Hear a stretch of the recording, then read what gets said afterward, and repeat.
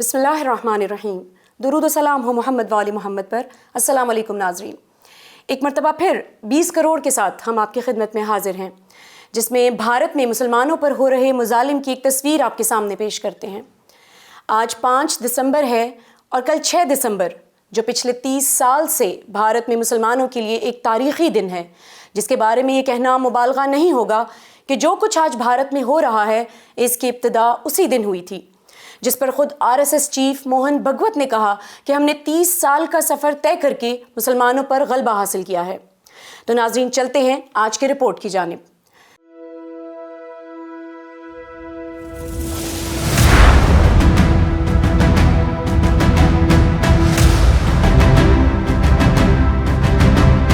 میں ایک لڑکا ہم کو پکڑا، وہاں پر مار پیٹ کیا تو بولا جے شری رام بولو، پاکستان مرد آباد بولو۔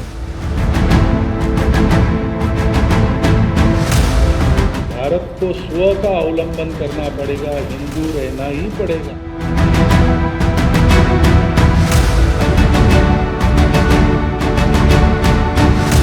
سنسکرتیاں کبھی ایک ساتھ نہیں رہ سکتے، ٹکراؤ ہوگا، ضرور ہوگا۔ سب سے پہلی خبر دیں آپ کو کہ 6 دسمبر بابری مسجد کے انہدام کی ابتدا۔ 6 دسمبر بھارت میں یوم سیاہ منایا جاتا تھا، لیکن شاید اب نہیں منایا جائے گا۔ 6 دسمبر 1992 وہ دن ہے جب بھارت میں متشدد ہندو تنظیموں RSS، VHP، بجرنگ دل، شیو سینا، BJP اور دیگر گروہوں نے ایک لشکر تشکیل دیا جو مختلف رستوں سے ایودھیا شہر میں بابری مسجد تک پہنچا۔ اس لشکر کی رہبری BJP رہنما لال کرشن اڈوانی کر رہا تھا اور مرکزی حکومت کانگریس کی تھی، جس میں پرائم منسٹر نرسمہا راؤ تھے۔ اس لشکر نے بابری مسجد تک پہنچ کر پولیس سیکیورٹی کے باوجود بابری مسجد پر حملہ کیا، مسجد کے میناروں اور گنبد تک پہنچ گئے اور اس کے بعد مسجد بند کر دی گئی۔ اس کے بعد اس کیس کو عدالت کے سپرد کر دیا گیا۔ اس معاملے میں 32 بڑی شخصیات پر کیسز اور FIRs ہوئیں۔ 2014 میں BJP ایک بڑی اکثریت کے ساتھ وجود میں آئی اور نریندرا مودی وزیر اعظم بنا۔ نریندرا مودی نے اپنی الیکشن کیمپین میں چند وعدے کیے تھے، جن میں 2 اہم وعدے شامل تھے، ایک مسئلہ کشمیر اور دوسرا بابری مسجد کا مسئلہ۔ مودی نے اپنے 5 سالہ دور اقتدار میں حکومت پر پاؤں جما لیے، جس میں میڈیا پر مکمل کنٹرول حاصل کر لیا، عدالتوں میں بڑے بڑے عہدوں پر RSS اور مودی بھگتوں کو لے آیا اور بابری مسجد کے کیس کو دوبارہ اٹھایا۔ انتخابات سے پہلے 2019 میں مودی نے RSS کو یقین دلایا کہ ساری تیاری ہو گئی ہے اور حکومت میں آتے ہی سب سے پہلے ان مسائل کو حل کریں گے، اور ایسا ہی ہوا۔ چند مہینوں میں کشمیر کے آرٹیکل 370 کو منسوخ کر کے کشمیر کو رسمی طور پر بھارت کا حصہ بنا لیا گیا، اور پھر 3 ماہ بعد بابری مسجد کے بارے میں بھی سپریم کورٹ نے فیصلہ سنا دیا کہ بابری مسجد کو گرا کر یہاں پر رام مندر تعمیر کیا جائے، اور 5 اگست 2020 کو رام مندر کا سنگ بنیاد رکھا گیا، جس میں مودی خود شامل ہوا اور کہا کہ بھارت کو اصل آزادی آج ملی ہے اور اب بھارت میں رام راج ہوگا، یعنی ہندوتوا۔ 32 افراد جن پر FIR کاٹی گئی اور کیسز چلے تھے، ان سب کو بھی کورٹ نے باعزت بری کر دیا۔ مسلمان 1992 سے 6 دسمبر کو ہر سال یوم سیاہ مناتے آئے ہیں، جس میں زیادہ تو کچھ نہیں کرتے تھے، صرف اندرونی حلقوں میں تقاریر کرتے اور سیاہ پٹیاں باندھا کرتے تھے، لیکن اب اس ضرورت کو بھی محسوس نہیں کرتے کیونکہ مسلمانوں نے عدالتی فیصلہ قبول کر لیا ہے۔ لیکن کیا مسئلہ حل ہو گیا ہے؟ جی نہیں۔ بابری مسجد کے بعد دیگر مساجد پر بھی ہندوؤں نے اپنا حق ظاہر کرنا شروع کر دیا ہے، اور کچھ مساجد کو مسمار بھی کیا ہے، جیسا کہ بارہ بنکیا اور حال ہی میں تریپورہ۔ بھارتی مسلمان سمجھے تھے کہ بابری مسجد شاید صرف ایک ہی معاملہ ہے، لیکن اس معاملے میں ہندوؤں کو جو فتح حاصل ہوئی ہے، اس نے پورے بھارت میں مساجد کو خطرے میں ڈال دیا ہے۔ اور ناظرین، آپ کو آگاہ کریں کہ متھورا عیدگاہ پر 6 دسمبر کو حملے کی دھمکی دی گئی ہے۔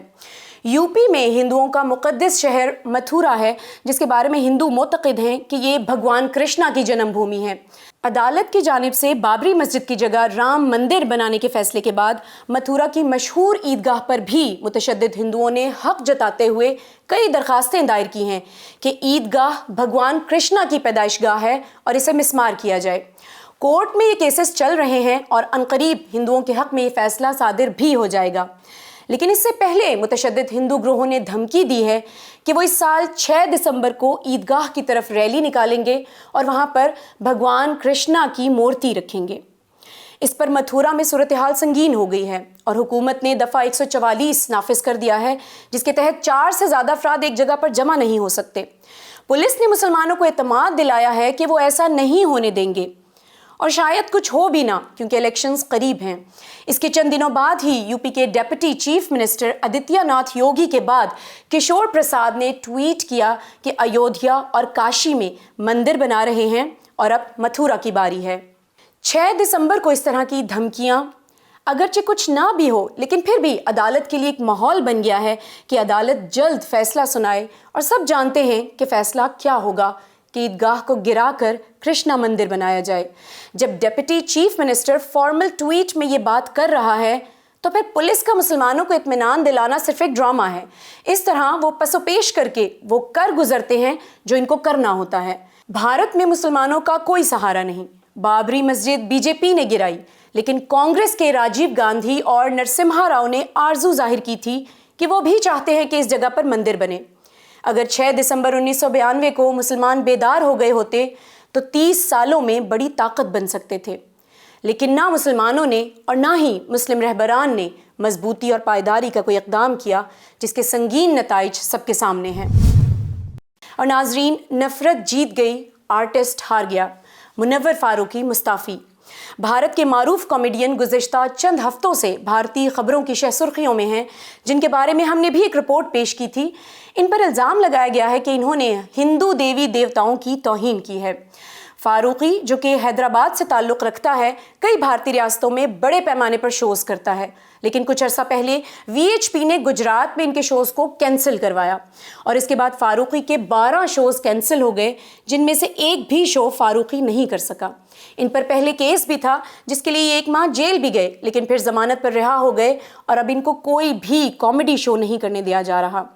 آخرکار منور فاروقی تھک گئے اور کہہ دیا کہ اب میں مزید کوئی شو نہیں کروں گا۔ نفرت جیت گئی اور آرٹسٹ ہار گیا، یہ منور فاروقی کا اختتام ہے۔ یہ ہے نفرت کے ایک نیٹ ورک کی مثال کہ وہ جرم جو ابھی تک نہ ثابت ہوا ہے اور نہ ہی اس پر قانون کی جانب سے کوئی سزا دی گئی ہے، لیکن متشدد عوام نے اس پر بھی سزا دے دی ہے۔ آج بھارت میں کوئی مسلمان شخصیت محفوظ نہیں ہے۔ اگر ذرا سی بھی لغزش سرزد ہو، مذاق میں بھی اگر RSS یا ہندوتوا پر کامنٹ کر دیے جائیں تو چین سے جینے نہیں دیا جاتا، حتیٰ کہ گھر تک کو آگ لگا دی جاتی ہے۔ اگر مسلمانوں کو بھارت میں رہنا ہے تو دب کر اور اپنی پہچان چھوڑ کر رہنا ہوگا۔ اور ناظرین، آپ کو آگاہ کریں وسیم رضوی کے خلاف احتجاج کے بارے میں۔ بھارت کی مختلف ریاستوں میں نماز جمعہ کے بعد وسیم رضوی کے خلاف احتجاج ہو رہے ہیں، جن میں 2 کام ہوتے ہیں۔ ایک یہ کہ مسلمان وسیم رضوی کے خلاف اپنی نفرت کا اظہار کرتے ہیں، اور دوسرا یہ کہ حکومت سے وسیم رضوی کی گرفتاری کے لیے درخواست کرتے ہیں۔ لیکن بدلے میں یہ ہوتا ہے، جیسا کہ لکھنؤ میں پولیس نے کہہ دیا کہ آپ نے یہ احتجاج بغیر اجازت کیا ہے۔ وسیم رضوی کا مسئلہ نہ مذمت سے حل ہوگا اور نہ ہی حکومتی گرفتاری سے، یہاں مزاحمت درکار ہے۔ یہ رسول اللہ صلی اللہ علیہ وآلہ وسلم اور امت رسول اللہ کے مجرم ہیں، اس لیے حق یہ بنتا ہے کہ اس کو سزا بھی امت نبوی کے ہاتھوں ملنی چاہیے۔ حکومت نے تو اس کے برعکس اسے تحفظ فراہم کیا ہوا ہے۔ 20 کروڑ بھارتی مسلمان جنہوں نے اپنے اوپر ہونے والے مظالم کو روکنے کے لیے مزاحمت کا راستہ اختیار نہیں کیا، تو کیا یہ اپنے رسول صلی اللہ علیہ وآلہ وسلم کی حرمت کے دفاع کے لیے مزاحمت کا راستہ اختیار کریں گے؟ اور ناظرین، اگلی خبر دیں آپ کو کہ کشمیری تاجروں کے ساتھ شدت اختیار کی گئی۔ کشمیر کے تاجروں نے شکایت کی ہے کہ جھارکھنڈ بہار میں ان پر تشدد ہوا ہے۔ ریاض احمد وانی نے کہا کہ انہیں اور ان کے ساتھیوں کو متشدد ہندو مجبور کر رہے ہیں کہ وہ جے شری رام اور پاکستان مرد آباد کے نعرے لگائیں۔ میں ایک لڑکا ہم کو پکڑا وہاں پر، آج سے 5-6 دن پہلے بھی پکڑا تھا، تو مار پیٹ کیا، تو بولا جے شری رام بولو، پاکستان مرد آباد بولو۔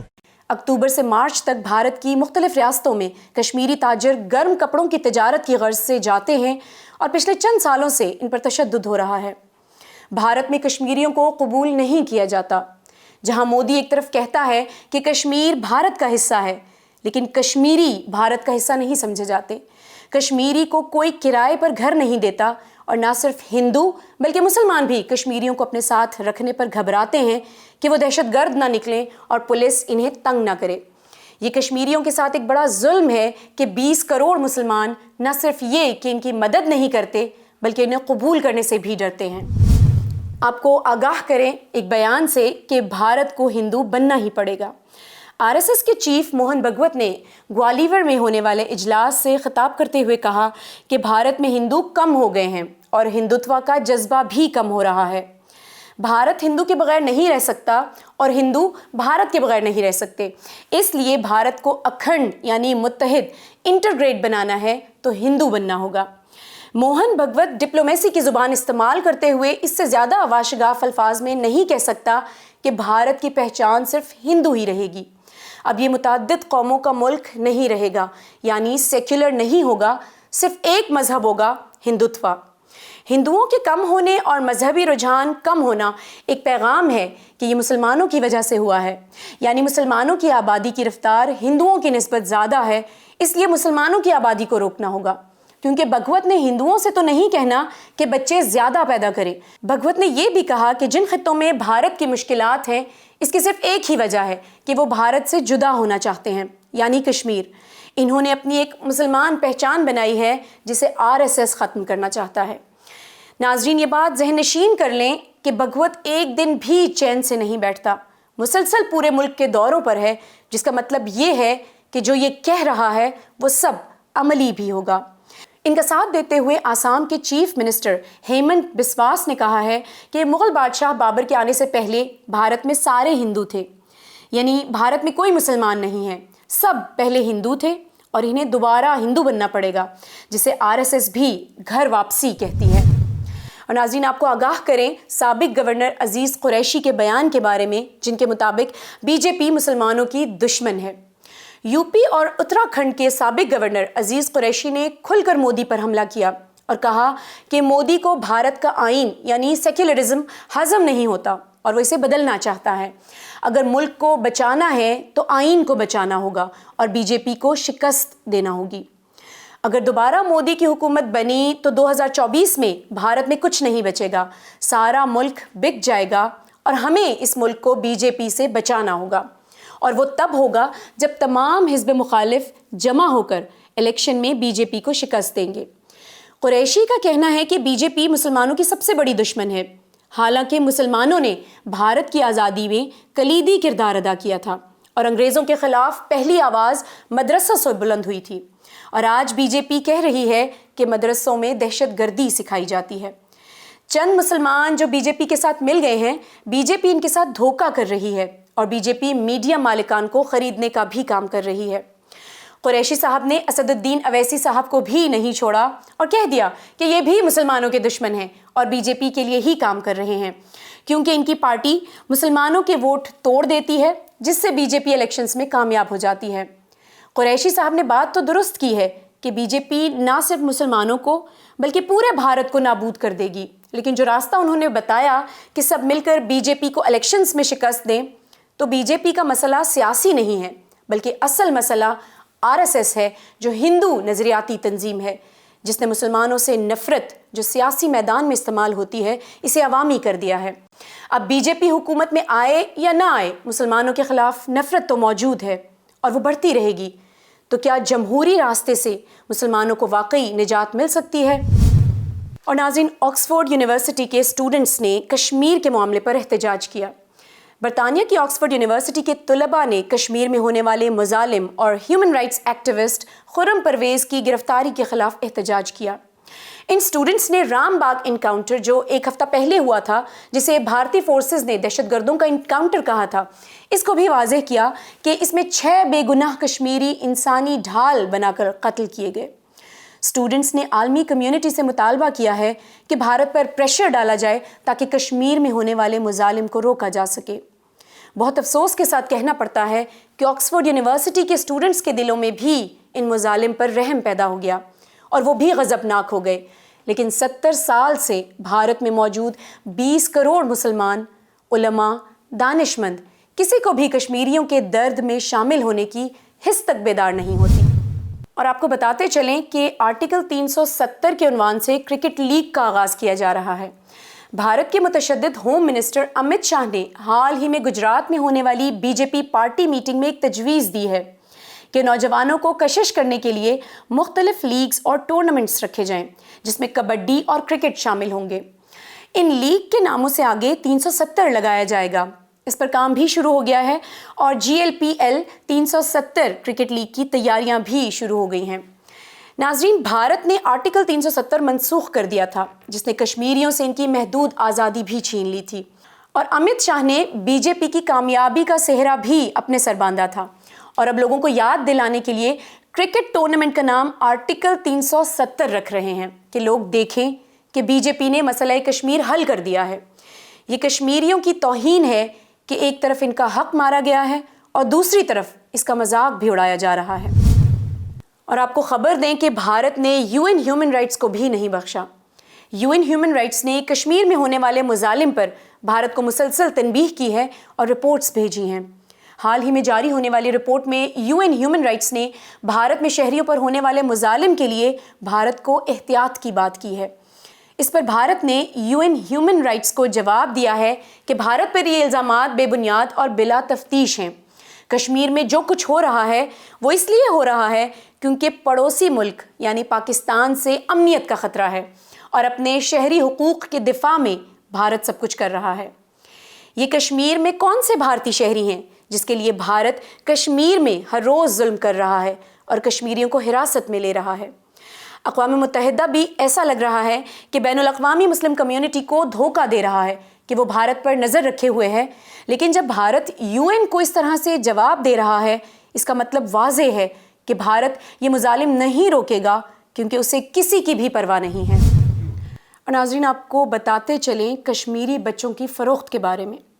بھارت کی معروف نیوز ایجنسی نے یہ خبر نشر کی ہے کہ ایک کشمیری NGO بنام نوبل فاؤنڈیشن جس نے COVID-19 میں کشمیر میں یتیم ہونے والے بچوں کو دلی میں فروخت کیا ہے، یہ بچے 8 سے 10 سال کی عمر کے درمیان ہوتے ہیں اور ان کی قیمت 75,000 روپے یعنی $1,000 ہے۔ اس NGO کے ایک نمائندے کے بقول ہم ایک وقت میں 500 سے 600 بچوں کا سٹاک رکھتے ہیں۔ چونکہ کشمیری بچے خوبصورت ہوتے ہیں اس لیے ان کی ڈیمانڈ بھی بہت ہے۔ اگر کسی کو نومولود بچہ چاہیے ہوتا ہے تو وہ بھی 10 لاکھ میں مل جاتا ہے، جسے ہسپتال سے اٹھا لیا جاتا ہے، وہ بچہ جس کی ماں پیدائش کے وقت فوت ہو جاتی ہے۔ اس خبر کی بھی تردید کر دی جاتی لیکن اسے انڈیا ٹوڈے نے نشر کیا ہے۔ اب یا تو یہ کشمیریوں کو بدنام کرنے کے لیے ہے یا پھر یہ واقعی سچ ہے، کیونکہ بھارت کشمیریوں کی نسل کشی چاہتا ہے۔ بھارت چاہتا ہے کہ کشمیری مزاحمت میں تدریجاً کمی آ جائے اور ان کی آبادی نہ بڑھے، جیسا کہ ہم سب نے دیکھا کہ COVID-19 میں کشمیریوں کے ساتھ کیا سلوک کیا گیا۔ کشمیر میں 5,000 اموات ہوئیں اور اب بھی کورونا کیسز رپورٹ ہو رہے ہیں۔ اگر ان بچوں کو بھارت میں فروخت کیا جا رہا ہے تو پھر ان کو ہندو خریدے یا مسلمان، نقصان تو کشمیر تحریک کا ہو رہا ہے۔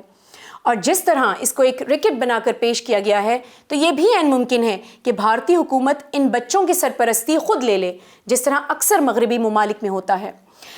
جو بھی ہو، بے بس کشمیریوں پر ہر سمت سے حملے ہو رہے ہیں لیکن وہ تنہا ان سب کا مقابلہ کر رہے ہیں۔ لیکن 20 کروڑ بھارتی مسلمان کیوں سراپا خاموش بنے ہوئے ہیں؟ یہ بذات خود ایک معمہ ہے۔ اگلی خبر دیں آپ کو، بریلوی تنظیم اور شیعہ مولانا نے RSS اور BJP کو راضی کرنے کے لیے کیا کیا؟ ناظرین، گزشتہ ہفتے ہم نے بتایا تھا کہ RSS چیف موہن بھگوت نے کہا تھا کہ ہمیں سکون اس وقت ملے گا جب بٹوارہ ختم ہو جائے گا، یعنی جب بھارت پاکستان پر قابض ہوگا۔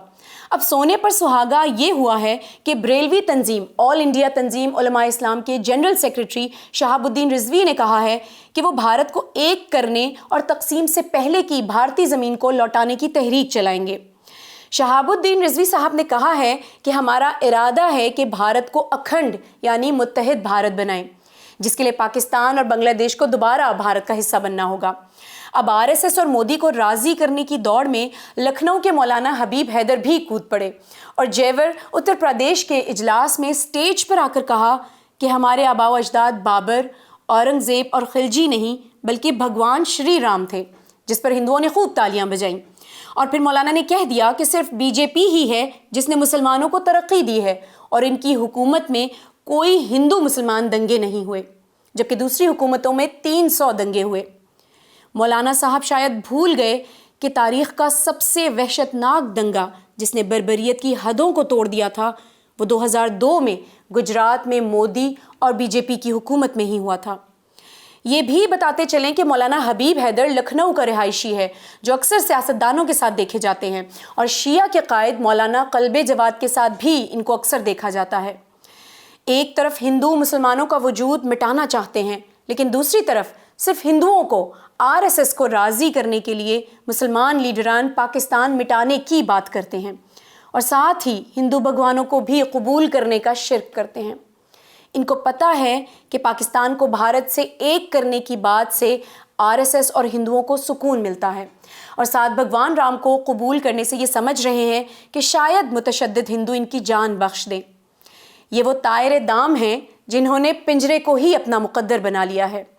یہ بات واضح ہوتی جا رہی ہے کہ اکثر فرقے، مسلمان علماء اور شخصیات بی جے پی RSS کو راضی کر کے نجات کا رستہ ڈھونڈ رہے ہیں، لیکن اس راستے میں ذلت و رسوائی اس پیکج کا حصہ ہے۔ اگر اس راستے پر جان کی امان مل بھی جائے تو کیا کفر و الحاد کی راہ پر چلنا درست ہے؟ اس بات کا جواب علماء، مجتہدین اور مفتیان سے طلب کیا جائے تو بہتر ہوگا۔ اور ناظرین، بھارت میں کچھ نہیں ہو رہا ہے۔ جہاں ہمارے پروگرام نے بھارت میں ہو رہے مظالم پر لوگوں کو آگاہی دی ہے، وہاں کچھ بھارتی مسلمان جو بیرونی مملکتوں میں رہتے ہیں اور کچھ بھارتی شخصیات نے بھی یہ اعتراض کیا ہے کہ سب کچھ تو نارمل ہے، ایسا کچھ نہیں ہو رہا۔ تریپورہ میں جو ہوا، آسام میں جو ہو رہا ہے، کشمیر میں ہر دن گھروں سے جو جنازے نکلتے ہیں، اور مسلسل RSS اور بی جے پی کی نفرت انگیز باتوں پر آنکھ و کان بند کر لیے جائیں تو واقعاً بھارت میں کچھ نہیں ہو رہا۔ لیکن آج ہم آپ کو 2 ویڈیو کلپس دکھاتے ہیں کہ بھارت میں کیا ہو رہا ہے، یہ کیسے ہو رہا ہے، اور یہ سب کہاں پہنچ سکتا ہے۔ یہ ویڈیو ہے چھتیس گڑھ ضلع سے، جہاں 6 اکتوبر 2021 کو دنگے ہوئے جب کچھ ہندوؤں نے رسول اللہ صلی اللہ علیہ وآلہ وسلم کی توہین کی تو مسلمان جوانوں نے RSS کے جھنڈوں کو گرا دیا۔ پھر جو ہوا وہ آپ خود دیکھیں۔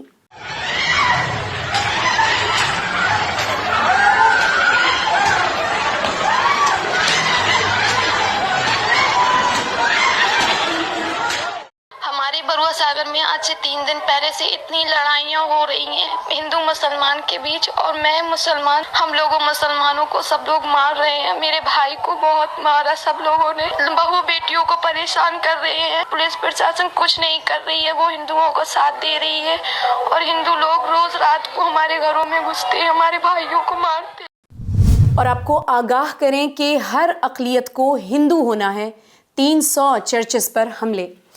ناظرین، بھارت کے متشدد ہندو صرف اسلام کے ہی نہیں بلکہ عیسائیت کے بھی دشمن ہیں۔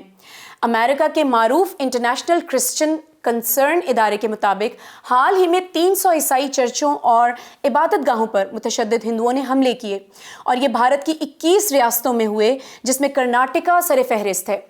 بھارت کے پائے تخت دلی میں بھی ایک چرچ پر حملہ ہوا، اور ہر حملے میں بجرنگ دل، RSS کے 200 سے 300 غنڈے حملہ کرتے تھے۔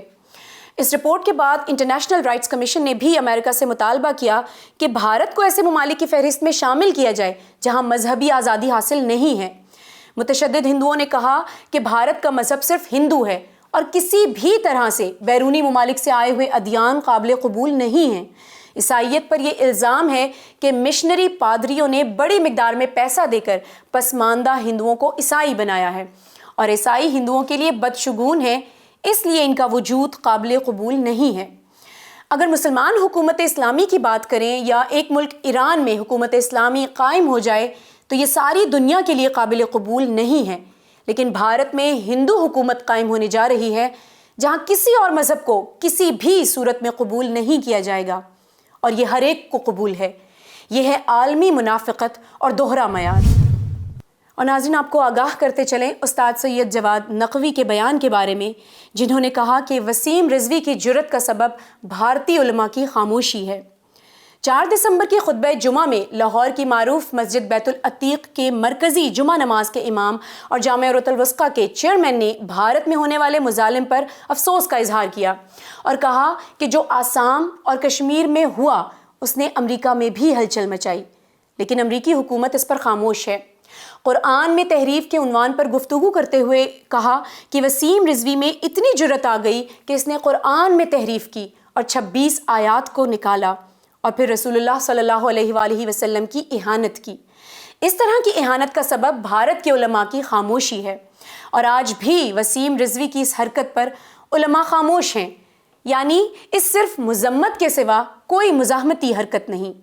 قرآن کی آیات کا اس نے انکار کیا کہ 19 آیات قرآن کی یہ قرآن کی نہیں ہیں، یہ خلفاء نے ڈالی ہیں اور یہ دہشت گردی کی وجہ یہ آیات ہیں، اور ہندوستان کے سپریم کورٹ میں اس نے کیس دائر کیا کہ قرآن سے یہ آیات نکالی جائیں۔ اس کے بعد بھی کوئی اس کو مسلمان سمجھتا ہے؟ ابھی اسی کے اوپر علماء سارے خاموش، اس مرتد کے اظہارات پر سارے علماء خاموش، ہر غلطی پر علماء کی خاموشی عوام کو توہم میں ڈال دیتی ہے کہ شاید یہ بات درست ہی کر رہا ہے۔